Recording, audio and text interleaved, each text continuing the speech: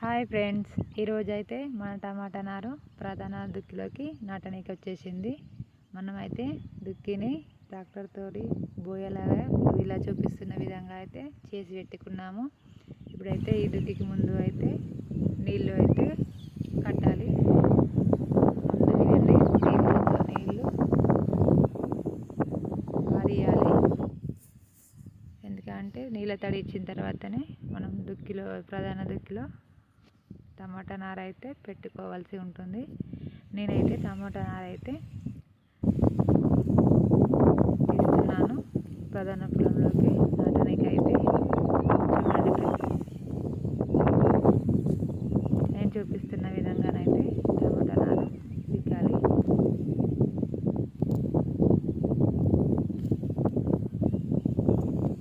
చూడండి ఫ్రెండ్స్, ఇట్లా వేర్లు రావాలి. వేర్లు తెగిపోతే టమాటా నారు వేసుకోదు.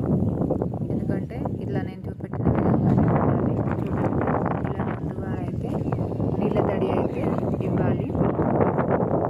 ఇలా నీళ్ళ తడి ఇచ్చిన తర్వాతనే టమాటా నార అయితే పెట్టాలి. ఎందుకంటే ఈ పలనించిన తర్వాతనే నారు పెట్టడానికి వస్తుంది. కాబట్టి ముందుగా తడి ఇవ్వాలి. ఇలానే చూపిస్తున్న విధంగానే పీకింగ్ చేయాలి. తర్వాత అయితే నేనైతే మొత్తం అయితే నారు పీకడం అయితే కంప్లీట్ చేస్తున్నాను. ఎందుకంటే మా నాన్న అయితే నీళ్లు కడుతున్నాడు, నేను నారు పీకుతున్నాను. ఇలా చేయడం వల్ల తడి అనేది తొందరపోక ముందుకే నారు నాటాలి. ఎందుకంటే తర్వాత నారు పెట్టడానికి వీలుగా అయితే ఉండదు. మన టమాటా నార అయితే ఎంత మంచిగా ఉన్నదో చూడండి ఫ్రెండ్స్. ఇలా అయితే నీళ్ళు కట్టడం అయితే మా నాన్న అయితే కంప్లీట్ చేస్తున్నారు ఫ్రెండ్స్. చూడండి ఫ్రెండ్స్, ఇక మా నాన్ననైతే మళ్ళీ స్టార్ట్ చేశాడు. చూడండి, మా నాన్నగారు చూపిస్తున్న విధంగా ఎంత దూరం చూడండి ఫ్రెండ్స్, ఇంత దూరం అయితే ఉండాలి. ఎందుకంటే ఎక్కువ దూరం ఉంటేనే టమాటా అయితే ఎక్కువ అయితే పక్క కొమ్మలు అయితే వస్తాయి. మా అమ్మ కూడా పెడుతున్నది.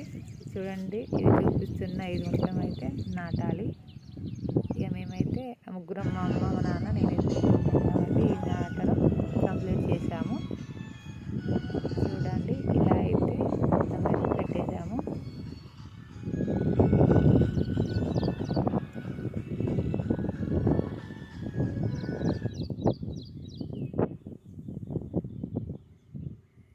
ఇదే విధంగా అంతా నాటడం కంప్లీట్ అయిన తర్వాత చూడండి, ఒక వారం తర్వాత అయితే చెట్లు ఈ విధంగా అయ్యాయి. ఇప్పుడైతే మేము డిఏపి వేస్తున్నాము చెట్టు కొంచెం కొంచెం. ఎందుకంటే ఈ చెట్టు తొందరగా లేస్తుంది కాబట్టి మేమైతే వేస్తున్నాము. ఒక 10 రోజుల తర్వాత అయితే మన డిఏపి వేసాక చెట్లు ఈ విధంగా అయితే ఉన్నాయి.